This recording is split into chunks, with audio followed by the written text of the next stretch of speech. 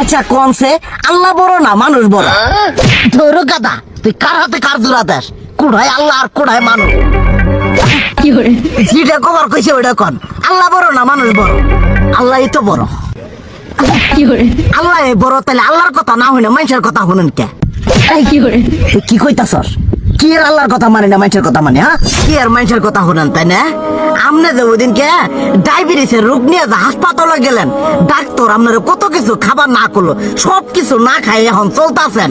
তাহলে আল্লাহ যে আপনারে কইছে যে হারাম খাবার না, সুদ খাবার না, কই আপনি তো কাম কাজ বাদ দিয়ে এলাকার আমাদের টাকা পয়সা না গায়ে খালি ওইলে দিয়েই খান, নিজেরা টেও হালাল ভাবে কামাই করেন না, ওই সুদও তো না করে টিয়া করে লাভ আহে ওইলে দিয়ে দিয়ে চলেন আর পেটটা বড় বানাইছেন।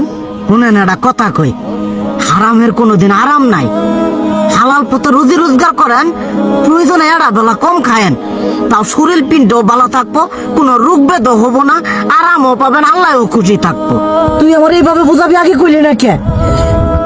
আসলে এই বিষয়টা তো আমি কখনো মাথায় এইভাবে নিইনি যে আমাদের কখনো ডাক্তার নিষেধ করলে ঠিকই আমরা নিষেধ মানি, কিন্তু উপর আল্লাহ যে কত কিছু নিষেধ করে দিয়ে সেটা মানি না।